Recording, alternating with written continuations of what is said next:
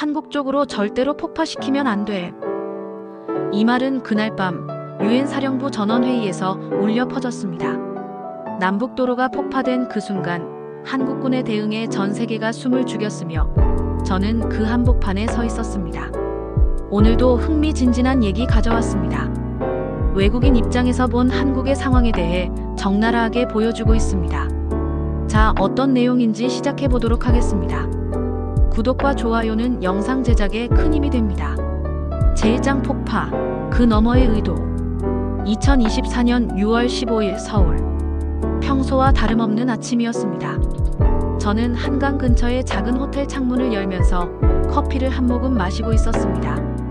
그런데 그때 갑자기 스마트폰 알림이 진동했습니다. 속보, 북한, 남북 연결도로 전격 폭파. 순간 커피잔이 손에서 미끄러질 뻔했습니다. 머릿속이 새하얘졌습니다. 호주에서 온 저는 네이선 마이어스라고 하며 커뮤니케이션 전문가로서 서울에 파견되어 평화 관련 프로젝트를 돕고 있었지만 이건 예사로운 뉴스가 아니었습니다. 단순한 교량이나 철로가 아니라 남북한의 상징적 연결선 중 하나가 완전히 무너졌다는 것. 그것은 단절을 의미했고 도전이었으며 동시에 메시지였습니다. 그리고 저는 본능적으로 느꼈습니다. 이건 북한이 외부가 아닌 내부를 향해 던지는 하나의 연극이라는 것을. 회사에 도착하자 긴급 회의가 소집되었습니다. 한국 직원들의 얼굴에는 피로와 경계, 그리고 익숙함이 뒤섞여 있었습니다. 이번엔 정말 위험한 거 아니에요? 누군가 물었습니다. 하지만 회의실을 지배한 감정은 공포보다는 이해였습니다. 북한은 예측 불가능하면서도 반복되는 패턴 속에 자신만의 논리를 가지고 있었습니다. 그날 밤 저는 종로의 작은 거리에서 만난 친구 지훈과 대화를 나누었습니다. 북한은 내부 결속을 위해 외부의 위협을 연출해 우리를 향한 게 아니라 자신들 국민에게 보내는 신호일 수 있어. 그의 말은 제 안에 있던 퍼즐 조각을 완벽히 맞춰주었습니다. 만약 그게 진짜라면 이 폭파는 총성이 없는 전쟁이야. 저는 그렇게 중얼거렸습니다. 다음 날 새벽 저는 한강변을 산책하며 머릿속을 정리했습니다. 물안개 사이로 떠오르는 태양은 마치 또 다른 전환점을 예고하는 듯 했습니다. 누군가의 눈에는 단순한 폭파일 수 있습니다. 하지만 커뮤니케이션을 전공한 저에게 그것은 의도된 메시지의 극대화로 느껴졌습니다. 제2장 포병의 움직임과 조용한 전쟁. 서울 아침 뉴스가 군사 전문 해설자를 연결했을 때 그는 화면 너머로 이렇게 말했습니다. 포병 부대가 움직이고 있다는 건 단순한 시위가 아닙니다. 언제든지 다음 수순으로 넘어갈 수 있다는 신호죠. 저도 모르게 손에 쥔 펜을 세게 움켜쥐었습니다. 커뮤니케이션이라는 학문은 침묵의 의미까지도 분석합니다. 그리고 지금 북한은 말 대신 움직임으로 메시지를 던지고 있었습니다. 바로 그날 한국군은 대규모 공군 정찰 작전을 개시했고 서울 외곽의 몇몇 부대에는 1급 전시 대비 명령이 하달되었습니다. 지훈에게 전화를 걸었습니다. 지금 상황이 정말 훈련일까? 아니면 더 큰 계획의 서막일까? 그는 한참을 침묵하다가 말했습니다. 모든 상황은 시뮬레이션처럼 움직여. 하지만 진짜 변수는 사람들의 심리야. 북한이 노리는 건 우리가 서로를 의심하게 만드는 거야. 저는 그날 저녁 용산에 위치한 전쟁기념관을 찾았습니다. 전쟁의 흔적과 평화의 메시지가 나란히 서 있는 그곳에서 저는 벽에 새겨진 글귀를 오래도록 바라보았습니다. 가장 무서운 전쟁은 시작되지 않은 전쟁이다. 포병의 움직임은 곧 외교적 수단을 시험하는 시간의 시작이었습니다. 유엔사, 미군, 한국 정부, 그리고 시민들. 각자 다른 무대에서 긴장감은 동시에 고조되고 있었습니다.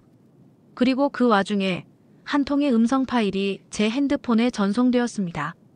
그것은 분명 기밀 통신이었습니다. 한 장교의 음성이었습니다. 어떤 명령이 떨어지든 한국 쪽으로 절대로 폭파시키면 안 된다. 우리와 그들의 미래가 달려있다. 저는 얼어붙은 손으로 그 메시지를 반복해 들으며 깨달았습니다. 진짜 전쟁은 무기보다 메시지로 먼저 시작된다는 것을. 제3장 외교의 그림자, 그리고 보이지 않는 협상. 회의는 새벽 2시까지 이어졌습니다. 각국 외교관들과 정보기관들이 참여한 다자간 화상회의는 겉으로는 차분했지만 화면 속 그들의 눈동자에는 걷잡을 수 없는 피로와 긴장감이 고스란히 드러났습니다. 북한의 다음 수는 무엇일까요? 누군가가 낮게 물었습니다. 저는 그 순간을 놓치지 않고 기록했습니다. 각국의 대응 논리는 엇갈렸고 특히 미국 측 대표는 단호했습니다. 우리는 방관하지 않을 것입니다. 하지만 한국 외교부의 젊은 참사관이 입을 열었습니다. 지금 이 순간 대응보다 중요한 건 신뢰의 관리입니다. 확전은 누구에게도 득이 되지 않습니다. 그 말은 공기 속의 돌덩이처럼 내려앉았으며 저는 그 목소리의 울림을 오래도록 기억하게 되었습니다. 지금 우리가 마주한 전쟁은 총탄이 아니라 신호와 의도를 해석하는 싸움이었습니다. 외교의 세계는 늘 그렇듯 대화를 통해 전쟁을 미루는 예술입니다. 그러나 그날 회의실에 흐른 공기는 예술이 아닌 생존을 위한 절박함이었습니다.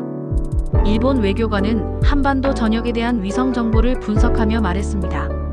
북한의 메시지는 내부용입니다. 그들은 외부를 자극하면서도 내부 통제력을 확인하고 있습니다. 그 순간 저는 깨달았습니다. 북한이 던지는 모든 행위는 단순한 도발이 아니라 정밀하게 계산된 내러티브였습니다. 우리가 그것을 어떻게 읽느냐에 따라 전쟁이 될 수도 평화가 유지될 수도 있는 것입니다.